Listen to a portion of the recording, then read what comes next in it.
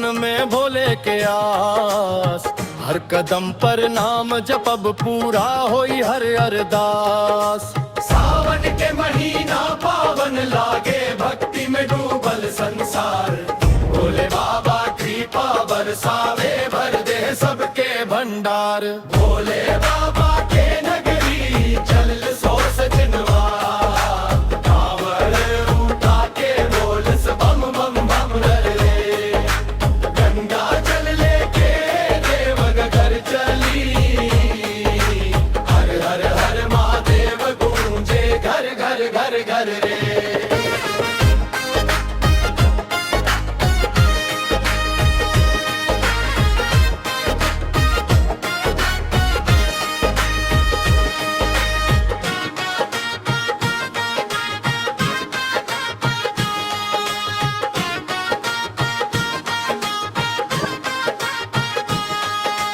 गंगा जल लेके देवघर चली, हर हर महादेव गूंजे घर घर रे।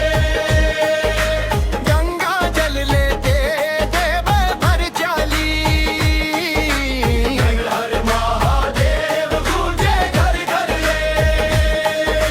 सुल्तानगंज से जल भर लेनी, मन में भोले के आस। हर कदम पर नाम जपब पूरा होई हर अरदास। सावन के महीना पावन लागे, भक्ति में डूबल संसार।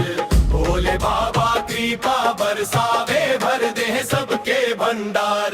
भोले बाबा के नगरी चल सो सजनवा, कांवर उठा के बोल बम बम रे।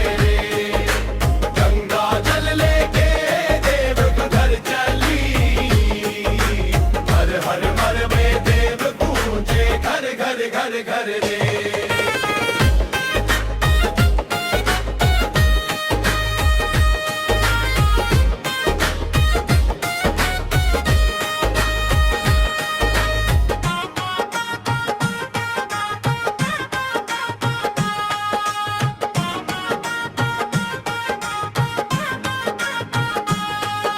सावन के महीने